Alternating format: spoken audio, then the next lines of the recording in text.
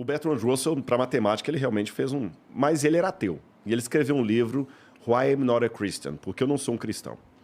E ele dizia... Mas ele era ferino contra a fé, contra a religião, e com argumentos, porque o cara era... Pô. Aí ele pegou e escreveu, o único homem que a gente deveria valorizar seria Pitágoras. O mundo deveria reverenciar Pitágoras e não Jesus. Porque Jesus é um mito. Pitágoras deixou um legado.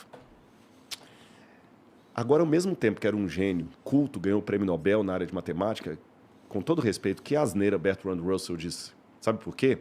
Se você for checar a um especialista em história grega, nós não temos nem certeza se Pitágoras existiu. E o famoso teorema que leva o nome dele já era usado pelos gregos, pelos egípcios, séculos antes dele. Até o título Teorema de Pitágoras é um mito. Porque não existe nenhuma... E se tiver um matemático não assistindo, ele pode falar se eu estou falando bobagem ou não.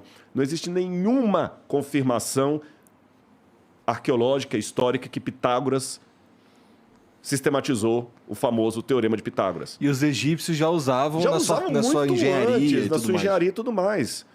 E até hoje eu não vejo nenhum matemático ateu pedindo desculpas por falar do Teorema de Pitágoras. E até se Pitágoras existiu, se ele existiu, eu acredito que ele existiu, o máximo que a gente sabe é que talvez ele foi um cara mais místico do que um matemático.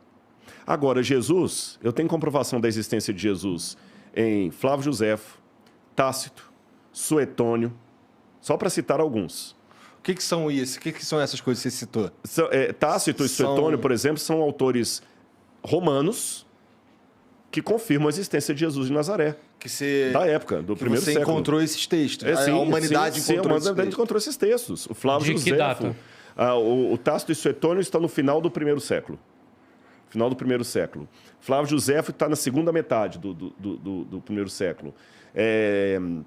Você tem outro também agora que eu vou lembrar. O Talmud babilônico. O Talmud também menciona Jesus. Então, nós temos mais evidências históricas sobre Jesus do que sobre Pitágoras. Aí vem o camarada lá, genial, Bertrand Russell, e fala, Jesus era um mito, Pitágoras que era histórico. Desculpa, aí do ponto de vista histórico, ele que está sendo crédulo. Aí eu não tenho fé suficiente para ser um ateu. Você entendeu? Nesse sentido, eu não tenho. Aí o pessoal, o que acontece? O problema é que o pessoal, às vezes, coloca a Bíblia como sendo uma coisa ridicularizada, é coisa besteira, é só crente. Eles pensam sempre no crente como aquele gado. Não é, gente. E vou mais além. Vou comparar Jesus com Alexandre o Grande. Eu, particularmente, acredito que o Evangelho de Marcos foi composto por volta do ano 50. Eu tenho evidências da papirologia, não vou destrinchá-las aqui por questão de tempo, mas mesmo aqueles que colocam os evangelhos todos depois do ano 70, eu coloco como sendo anterior ao ano 50, 60. Mas mesmo aqueles que colocam os evangelhos depois do ano 70, os evangelhos estão distantes de Jesus 30 anos. Só que a biografia de Alexandre, mais antiga, está distante dele 300 anos. E dessa biografia de Alexandre, que está distante dele 300 anos, a cópia mais antiga que eu tenho está mais 300 anos na frente. Então, eu tenho que supor que essa cópia de 300 anos depois esteja fiel a última coisa que vocês ouviram e torcer para isso ser fiel à vida dele. Exatamente. Agora, os evangelhos estão distantes de Jesus apenas algumas décadas. E você pega o fragmento do Evangelho de João, o papiro, o P52, se eu não me engano, que é nossa, fugiu agora. Daqui a pouco eu vou lembrar. É um texto de João, do Evangelho de João, que data aproximadamente do ano 130. Ele está distante do original de João apenas uns 30 anos. Olha a diferença. Nossa, a gente fugiu agora. O nome do papel é o P... a gente tem um nome, acho que é o P52, se não me engano. A gente data, coloca o Johns Rylands, o nome vulgar dele é Johns Rylands, porque ele está na biblioteca de Johns Rylands, mas ele tem o número técnico dele. Aí você pega... Vou dar um último exemplo para vocês aqui. Eu estou contando tudo isso porque a galera que está assistindo não imagina que o lado da crença tem todo esse academicismo que estou apresentando. Eu não imaginava.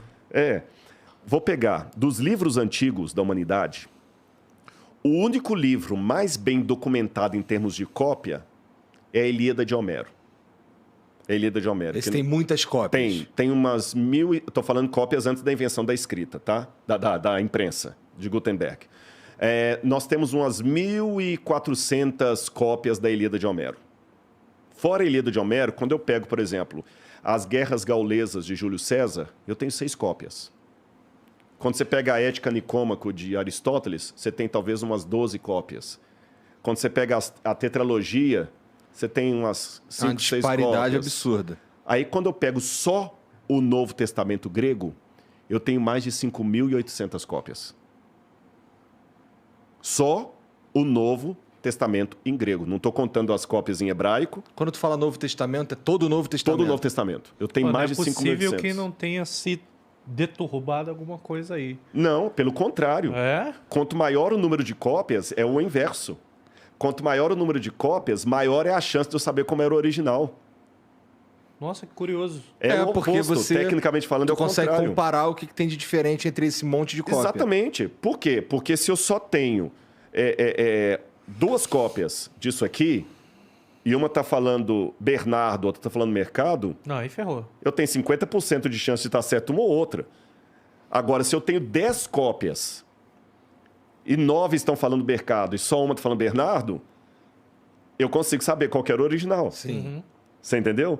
E isso eu estou contando só o texto grego. Que se eu pegar as traduções dos pais da igreja, as primeiras traduções da Bíblia ali, eu vou para mais de 42 mil cópias da Bíblia. Agora que vem o irônico da história. Nenhum livro, nem a Eneida de Virgílio, nem os diários de Marco Aurélio, nada, nenhum livro foi tão perseguido, proibido e destruído quanto a Bíblia Sagrada. E naquela época, fazer uma cópia de um livro era como construir um Rolls Royce manualmente, porque era muito caro o papiro. E os cristãos eram pobres na sua maioria. Eram pobres. E muitas Bíblias foram queimadas, destruídas. Na época de Diocleciano, por exemplo, ele mandou queimar todas as Bíblias. E mesmo quando o catolicismo teve a sua hegemonia na Europa, havia um cânon, por exemplo, eu vou lembrar qual é o nome do Papa aqui, que ele proibia os cristãos de terem Bíblias. E Bíblias eram queimadas a rodo. Nenhum livro foi tão queimado. Agora, olha o contraste da história. A Bíblia foi o livro mais queimado, mais destruído, mais proscrito, mais proibido, e é o livro que deixou a maior quantidade de cópias manuscritas. Os livros que não eram proibidos não foram tão bem preservados. Mas isso se dá à importância da Bíblia. A Bíblia, o poder da palavra está ali. Exatamente. Tipo, até o filme... O livro de Eli retrata muito bem isso. O livro de Eli. Que, cara, com a Bíblia, você pode mudar o mundo. Com a Bíblia, você pode fazer um bem absurdo, mas também pode fazer um mal absurdo com a Bíblia. Assim como é feito um mal com a Bíblia. A gente sabe disso. Tem pessoas que usam a Bíblia para ganho próprio e entre outras coisas. Então, desde a criação da Bíblia, eu acredito que a Bíblia foi perseguida por causa disso. Era um livro perigoso. Era um livro muito perigoso. Que eu pergunto aos meus colegas que não aceitam, que não acreditam na fé.